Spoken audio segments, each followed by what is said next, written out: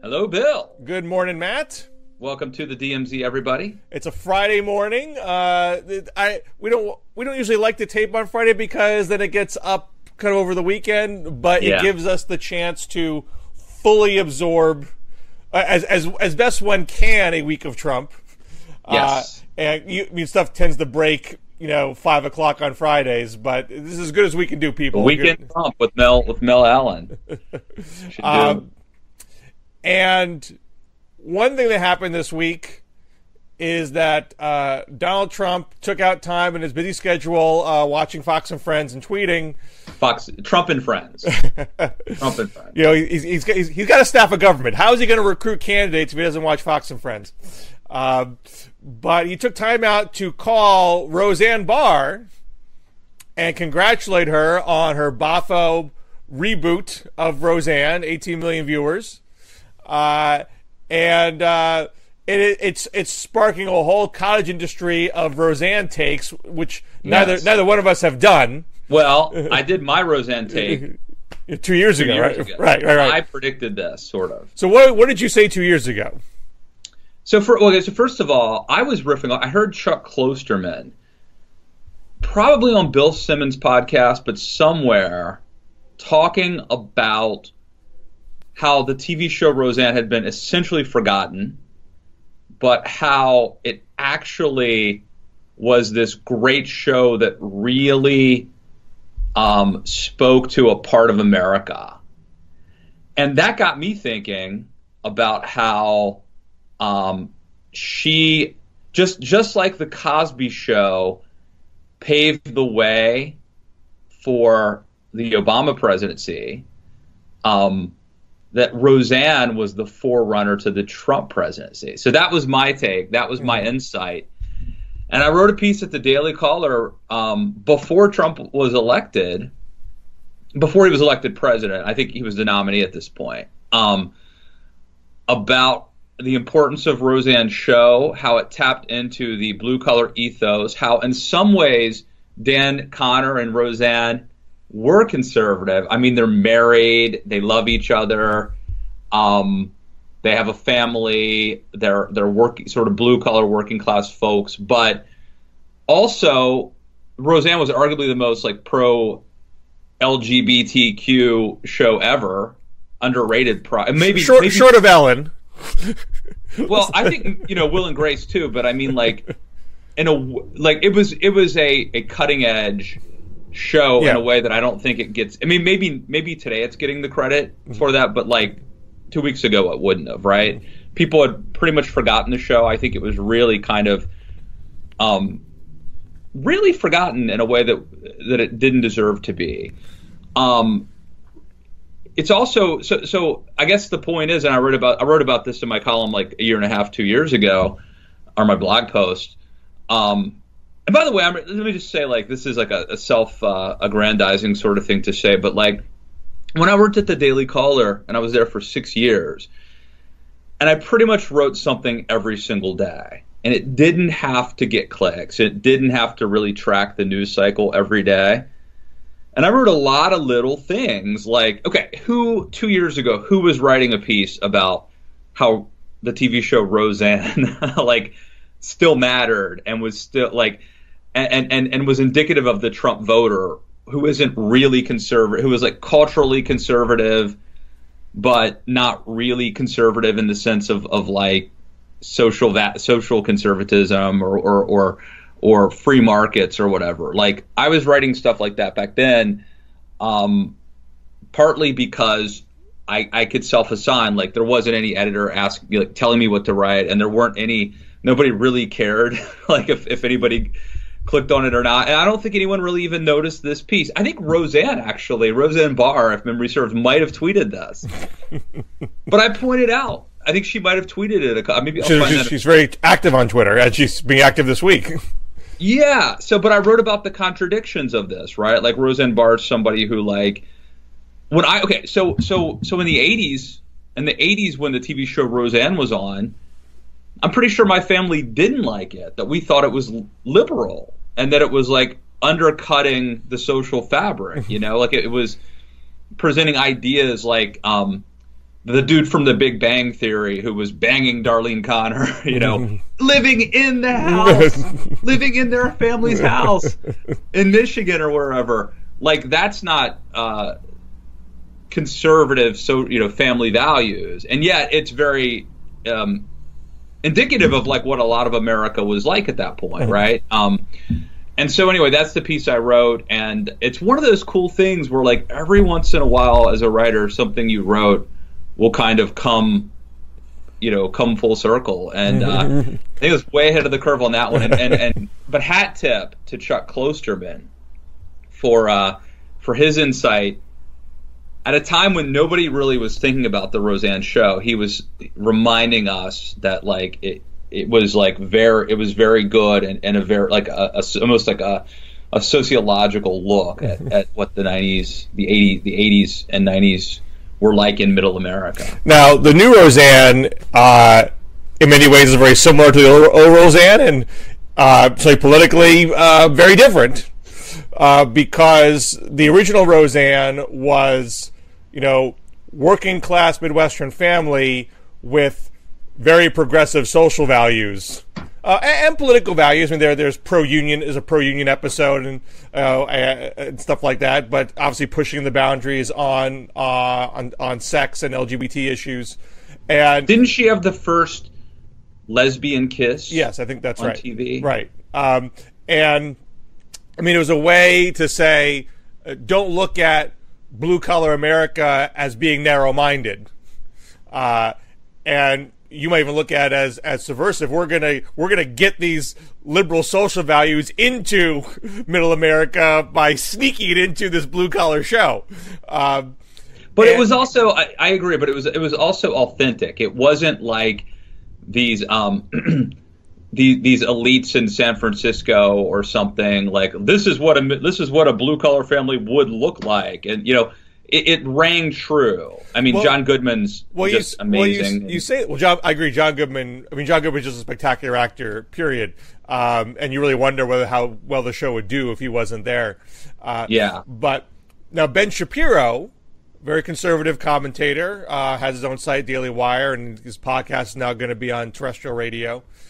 He argues that the old Roseanne was a fake Hollywood creation of what Hollywood wants blue-collar America to be like, and ignores their cultural conservatism, and is doing so again today by pretending that the Trump voter really still has these progressive social values because they're very accepting of I think he's wrong. I think this show was very, very authentic and predictive.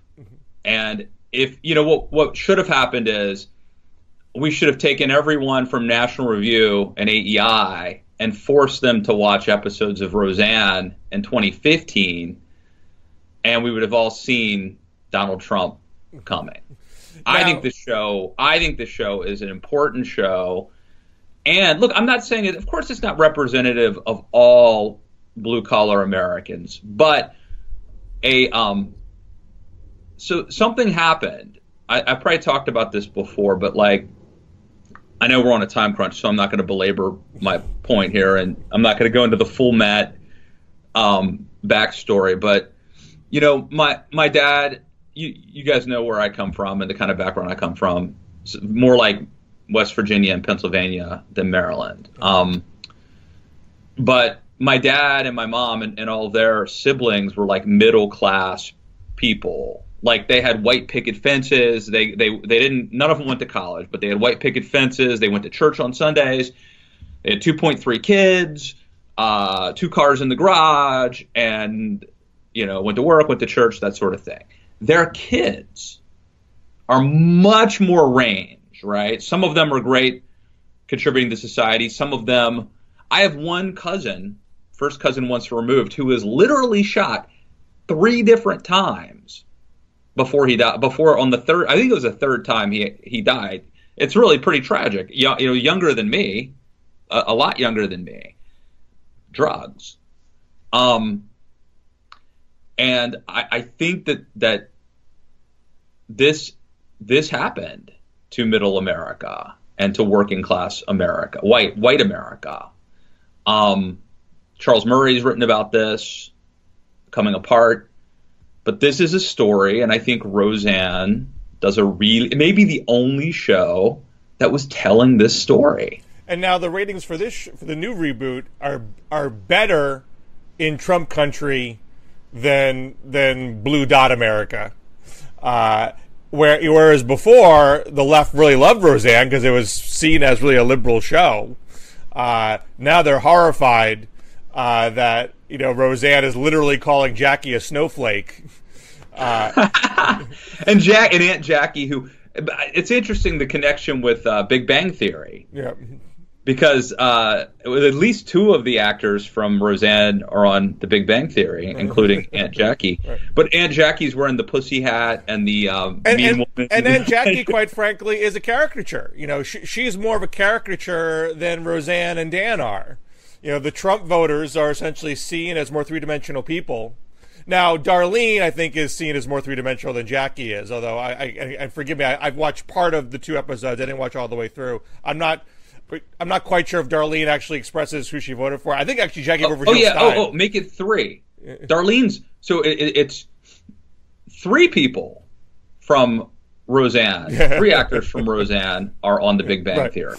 Okay. But Darlene pushes back. Roseanne and Dan are a little twitchy about Darlene's son who dresses in women's clothing. Although I've seen him characterized as gender fluid, which I don't think is accurate because Roseanne asks him point blank, "Do you think you're a boy or a girl?" And he says a boy. So I don't consider that gender fluid. He's just a boy who likes dressing in women's clothes, which is a different thing. And so Roseanne and Dan don't shun him, but they're kind of like, I don't know if you should go to school dressed like that. You're gonna get beat up. And Darlene's like, screw you, buddy. This is my kid. He's gonna dress the way he wants to dress. So there's some tension there. And those characters, I think, are more three-dimensional, whereas Jackie is kind of like this two-dimensional, left winger who's sort of played as the dummy in the show. So that's very often. Yeah, but that's consistent with the character in some way. Because they're with Jackie, but then they're using that character as a stand-in for the left. Yeah. I mean, maybe I'm oversimplifying that, but that's the reaction you're getting from the left. Yeah. Whereas, welcome to the club, because that's sort of what I want. That's sort of what I want to get at. There's a long track record of doing this to the Christian conservative or whatever. I'm sympathetic to that. So there's a part of me where I say, you know what, I'm not going to watch this show. This is not going to be fun for me to watch, and I don't have to spend my time on it. Maybe I need to watch it if I was going to write a piece about it, but I'm not going to watch it for fun because it's annoying to me. But I'm also sympathetic to, look, if you're an ABC TV executive, you have to program for the whole country. What show are you going to give to Trump America? Right. I mean, as far as things that you're going to give to Trump America, this is probably fairly palatable to a lot of other things that you might give that might be more insidious and more corrosive to the social fabric. I think this is super interesting and thought-provoking. And again, even though I wrote the piece a year and a half, 2 years ago about how just as the Cosby Show gave us Obama, and by the way, I realize there's a lot of baggage with Bill Cosby, right? Forget that. That's not what I'm getting at. But the Cosby Show was a great landmark show that helped pave the way for electing the first black president in a way that I think Roseanne, maybe more of a harbinger of things to come than a paving the way, but an important show. And I think, peak nostalgia is about a 20-year lag for some reason. And if you do the timeline, it's pretty consistent. So I think this is just a really weird phenomenon. And I wouldn't have imagined that they would have rebooted that show. But man, what an interesting move that they made in doing it. Let me shift gears. We used to joke on the show that you were in the tank for Marco Rubio back in the 2016 primary. And this week, you and a few others. Well, I'd like to say others who followed me, like a New York Times columnist who wrote my piece 2 days later. But that's okay. you and Paul Krupp are going to have to air this out. You know, you guys have been on each other's nerves for too long. It's not right. Mom and Dad shouldn't fight. Great minds think alike, Bill. But there's been this burst of, hey, stop being mean to Marco Rubio. He's trying to bridge the gap on gun control, and he's getting in the teeth from these ungrateful Parkland survivors. How dare they be mean to Marco Rubio? Why should the left take Marco Rubio seriously after he tried to do an immigration reform compromise 2013 and then totally threw everybody under the bus? Why should people take Marco Rubio seriously this time around and say, I trust I can do a gun control compromise with you and you're not going to flinch at the end of the day? Right. So my first thing that I wanted to explore that I find interesting is it's not that people don't, I mean, so Rubio's a conservative. He's pro-life. He believes in the Second Amendment, just like me. So like, if you're a leftist, you're probably not going to like him, and that's fine, right? But what I'm trying to understand partly is like the level of anger and hostility toward Marco Rubio.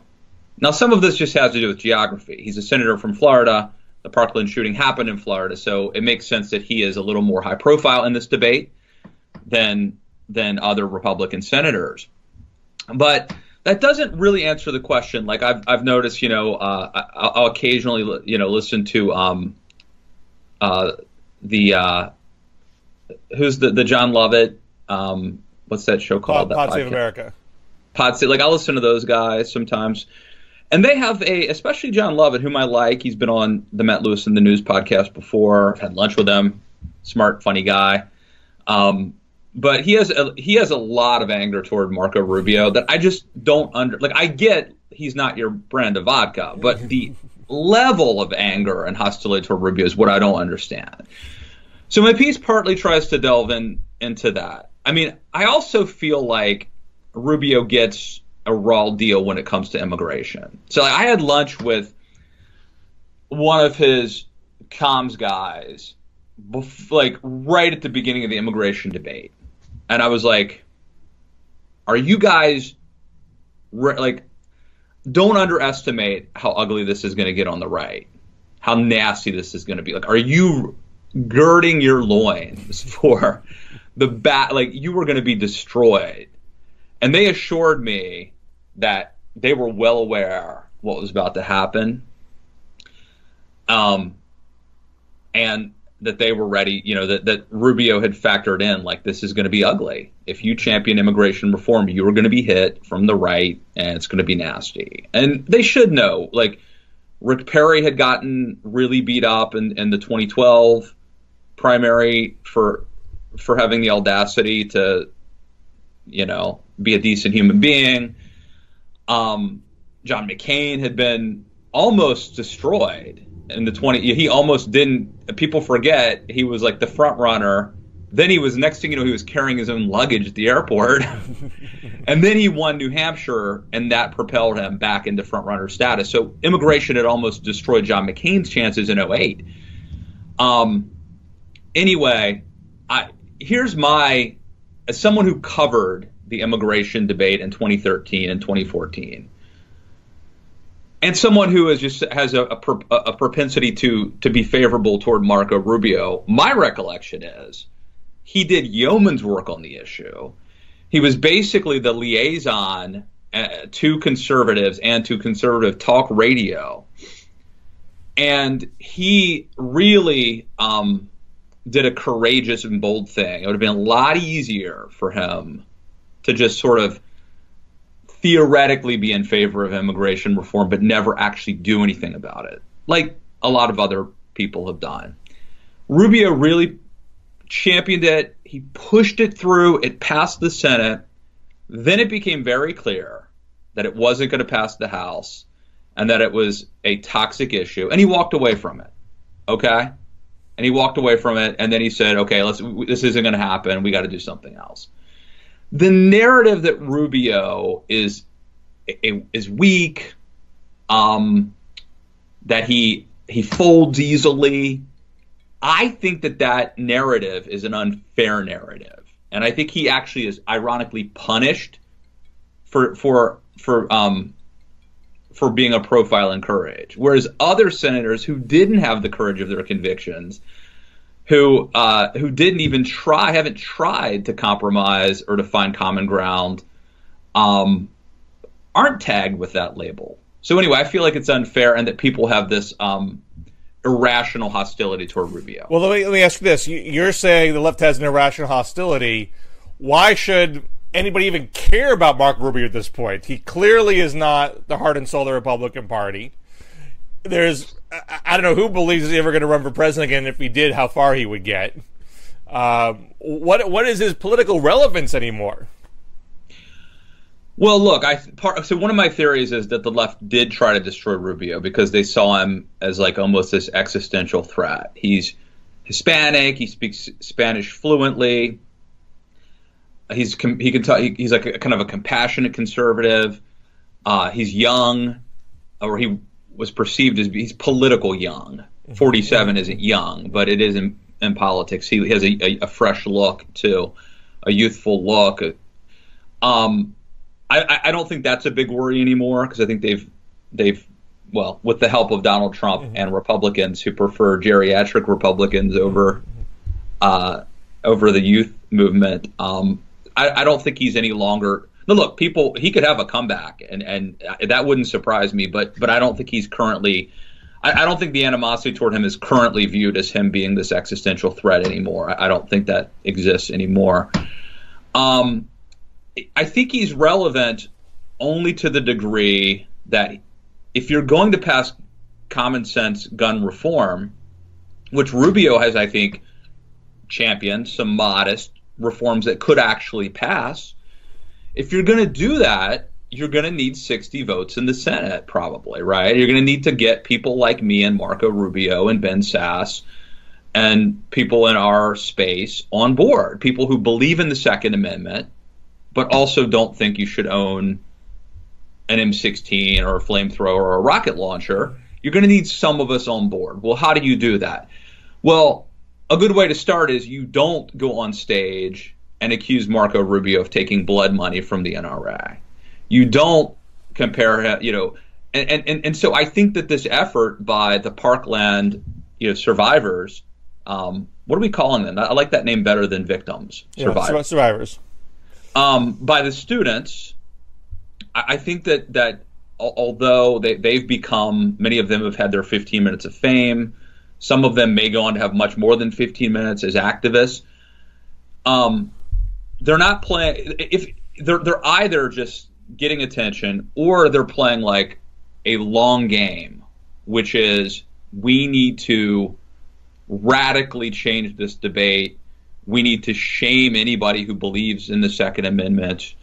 I think a smarter move would be to actually build a coalition of people in the middle. And what they're doing is the opposite of that. When you attack someone like Rubio as viciously as they have, they booed him at that town hall meeting. They've basically said he has blood on his hands. They think that it's the fact that he takes, money from the NRA makes him like tantamount to a murderer or something. Like, when they have that kind of rhetoric, I think it's actually divisive and counterproductive. Well, this is a real conundrum for gun control activists, because I generally agree with you, and I've always been pragmatic in my legislative strategy. Look at the writing on the wall. You need 60 votes. What's a strategy that's going to get you 60 votes? It is unlikely you're ever going to get to a time when you have supermajorities of Democrats and a Democratic president. And even if you did, you can't count on every Democrat being from a pro-gun control state.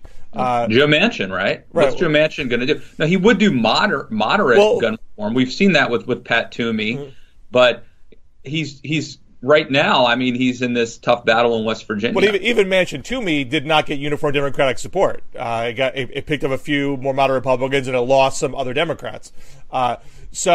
This is where I'm more sympathetic to the gun control left in being smash-mouthed about it, because you can say, look, we tried Manchin Toomey. We tried a very, very modest background check bill. It wasn't an assault weapons ban. It wasn't even fully universal background checks. It was just an improvement. And we got a Republican co-sponsor, and we let Joe Manchin, an NRA-friendly Democrat, lead the way, and we still didn't get it. But I think my argument was Parkland did change things. And people are saying, well, why? If Newtown didn't change things, why would Parkland? I don't know the answer to that. Some of it might be just cumulative. But I do feel like if the Toomey Manchin would have had a shot if it were tried now. But instead of trying something like that, the sense is, let's attack people like Rubio. I mean, here's what they're doing is they're disincentive. So here's what happens. If I'm Marco Rubio and I come out and I say, I want to do this. I'm going to take a chance, and I'm going to have a Sister Soldier moment. Like, I'm going to go against my team a little bit. Not in a radical way, but a little bit. Two things happen. One, I piss off my team, who now thinks I'm a sellout.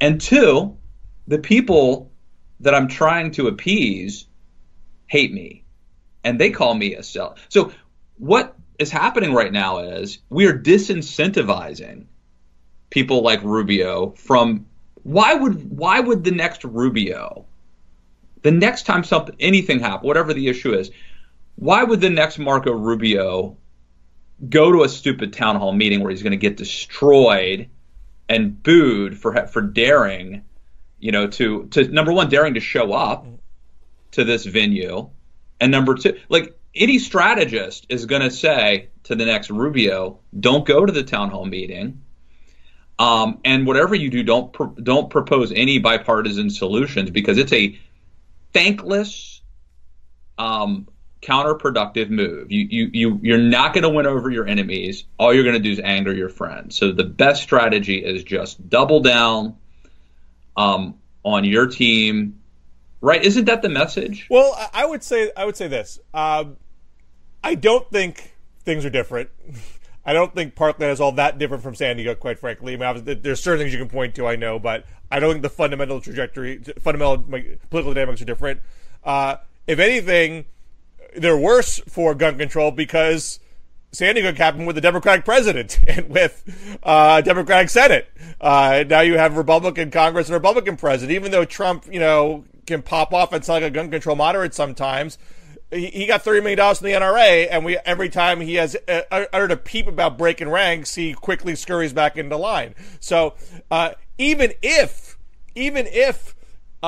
Rubio got behind a Manchin Toomey-like thing, and even if the Parkland survivors and other gun control advocates got behind it, there's little confidence that could actually get through Congress and be signed by the president. So you don't. Well, it's less today. There's a less chance today that anything would happen based on the rhetoric that's coming from the ostensibly side that wants to actually do gun control. I'm not arguing that the gun control left is doing everything right, but I think that's why you're not seeing any kind of excitement or any kind of cultivation of Marco Rubio Republicans to try to get a Manchin Toomey-like bill. They're falling back on, this time is different. We have a ton of energy and momentum on our side. And if we blame and shame NRA-backed politicians, we're going to overwhelm them eventually. It's not going to be today. I got zero hope of a bill passing Congress today. So clearly they don't believe that anything could happen, because if they did, their strategy would be very different. But what happens when this polarization happens is you lose people who are open-minded, people who do want to do some sort of moderate common sense reform are pushed back to the other side. So what I think there's a risk of happening is, there's probably going to be a blue wave anyway. There's probably going to be a blue wave with or without gun control being part of the mix. Right. I agree. And that doesn't necessarily carry into the Senate because that's a more uphill battle, but the House is looking pretty good. You look at Conor Lamb, that gives you a pretty good indication that Democrats have got a good momentum going into November. Now, Conor Lamb, of course, is a pro-background check but anti-assault weapons ban Democrat. And look, I think most people on the gun control left would take a Manchin to me. They would take expanded background checks. They're not saying assault weapons ban or bust, or even repeal the Second Amendment or bust, which isn't even a common talking point, even though John Paul Stevens has put that into the mix. I do think what gun control advocates want to see and are expecting to see is not just a blue wave, but a blue wave that is predicated on passing gun control. So they can say on November 7th, this happened because the people rose up to demand action on gun control in some capacity. They haven't even boiled it down to what their truly top priorities are. But they want to say, you now have a mandate to do something. And whether they'll be able to credibly say that is going to depend. There's two factors here. One is, are we talking about gun control in November? We are 8 months away, 7.5 months away. It is very common for us to forget. We get very exercised in the immediate aftermath of a public mass shooting. But there's going to be another one unless we do something to fix it. Well, we'll get all exercised again. There will always be another one. There are things we could do to make it much less likely that these mass shootings would happen. There will always be another one under the current regime, and the current regime's not changing anytime soon. And even if you did have fixes, you would reduce the number. You'll never get to zero. We were having public mass shootings, for a long time. They're more frequent than they were, but they don't happen every day. Gun deaths happen every day, but public mass shootings do not happen every day. We were on a roughly once a year. We tend to be like a once a year, and then you might get kind of a string of like 3 or 4, and then the freakouts tend to, intensify. But then you have lulls. So you don't know if there's going to be another one between now and November. Certainly don't know if there's going to be one, in the fall. And then there'll be a terrorist attack of some scale, and that shifts the pendulum swings a different way. We didn't treat the Orlando nightclub shooting. When I say a terrorist attack, I mean like an Islamic international terrorism, not domestic terrorism. When there's an international terrorist gun incident, that creates a different kind of media narrative and different kind of reaction from the left and right than a domestic terrorism shooting. But sometimes it's done with pressure cookers or cars or trucks too. Right. So it's not even always related to guns. Right. We don't know what is going to be top of mind in November yet. We can't. People. You might assume, based on the past month, it's going to be about gun control, but you really don't know that. So one, you might have a blue wave that people say, this is really about the economy, this is really about Trump shenanigans. Who knows? Even if you can credibly say this is about gun control, you are not going to have, you mathematically can't have 60 Democratic senators, even if the Democrats do take the Senate. You will still need to get Republicans. And you can't know, and I would say the blame and shame tactic now is unlikely to create the dynamic where you're going to pick off, 5, 6, 7, 8 Republicans. I don't even know if the gun control has even thought these 5 steps ahead. I think it's a lot of raw emotion here where I think there's some sense that it's a long game, but they think the long game is winning through overwhelming political strength and not by consensus and compromise. Yes, and this is what always bothers me about the left, and I'm sure the right has a similar maneuver, but I don't think that the left they don't want conservatives to be in favor of immigration reform because, it's CNN calling. I didn't answer when my mom called. Should I take this? We're going to be done in 10 minutes. All right. I don't want to be on record that you like CNN more than your mom. I'm not going to take it. Maybe I'll check my voicemail, or I'll check my.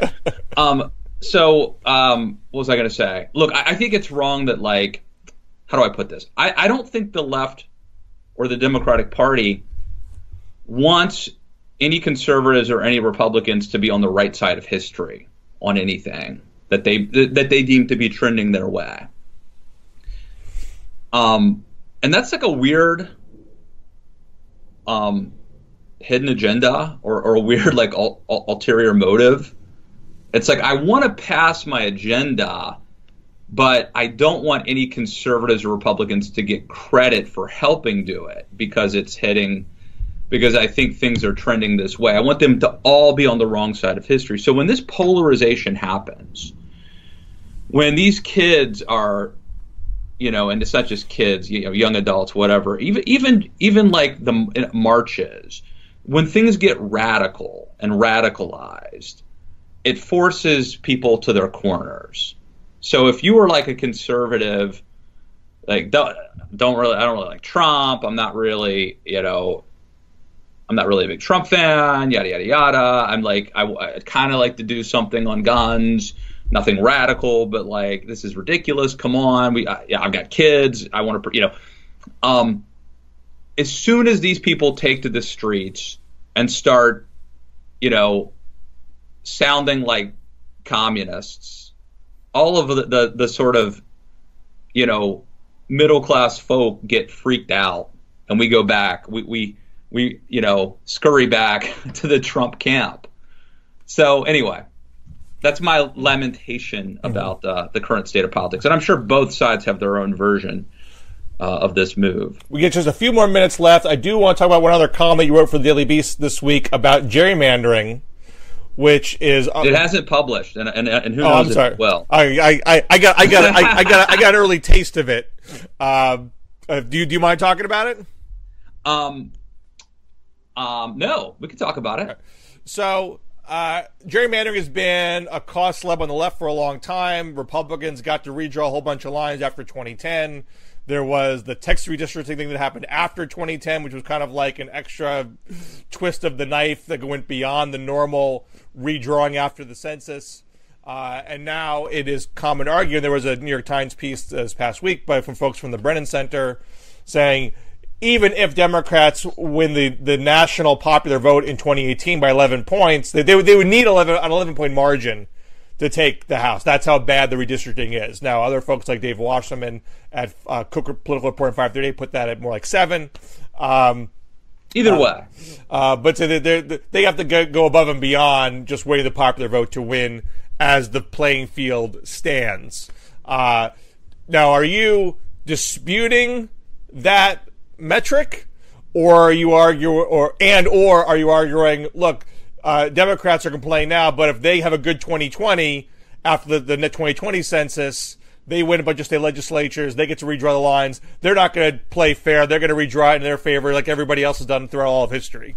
Yeah, no, that's what it is. It doesn't mean we shouldn't do something about it, but like my own personal experience, I'm from Maryland, the 6th district, which has been in Maryland, has been horribly gerrymandered by Democrats to basically make sure that the people of Western Maryland don't have a congressman.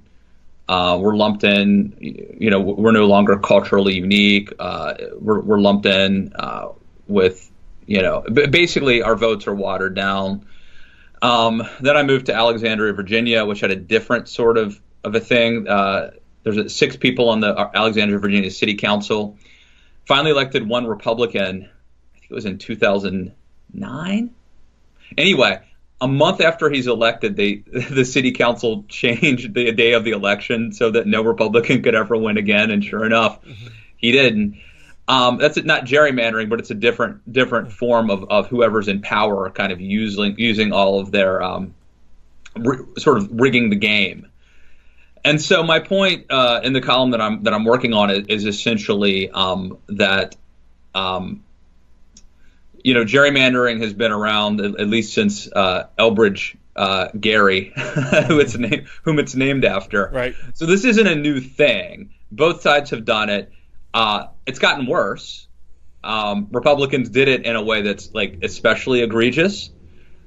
Democrats, should they take control and take state legislatures, would do it too, as they've done, not only in the past, but currently in Maryland, where I'm the district that I'm from. I see this as, look, we need to do something about it. There are a lot of proposals, but to me, the fundamental problem isn't gerrymandering. It's what the authors of Why Democracy Fails write about, which is there's a term that they talk about a lot called forbearance. How democracy dies. How democracies die. Fails? Yeah, so we said why democracy fails. How democracies die. How democracies die. Thank you. But why don't you follow me along as I give speeches? And I'm sure I said it wrong multiple times in the past several days. Why democracies die. They talk about something called forbearance. And forbearance is when you are in power, exercising some restraint, saying, I'm not going to completely screw over the other side by taking advantage of all the perks and privileges that I may have in power, because someday I am going to be out of power. And democracy is a game that we want to keep playing for indefinitely. It's not a game that ends after an hour. It's a game that we want to both sides keep playing indefinitely. Therefore, I will not gerrymander districts so that the other side has to win by 12 points in order to win. That is the fundamental problem, that we have gotten away from forbearance. Gerrymandering is a symptom of the problem. We should address it, but the deeper problem is a cultural one that we have now, where political parties do not view the other side as legitimate, as legitimate players in this game. We do not want to keep playing the game of democracy indefinitely. We want to end the game, win the game, and squash the other side. And by the way, this is actually a great tie-in to the conversation we just had about gun control. We're going to leave it on that note because I have to jump. What do you want to plug today, Matt? I got a lot of stuff coming up. The podcast is kicking butt. We just had a great interview with Rick Wilson, who's a never-Trump Republican, a never-Trump Republican strategist. And next week I'm interviewing the producer of the movie Chappaquiddick, who's also a producer of a lot of sports films, like was it Invincible with Mark Wahlberg, The Miracle, the story about the 1980 hockey Olympic team. Chappaquiddick's very good. I've seen it, and it's going to be controversial. He's coming on the podcast.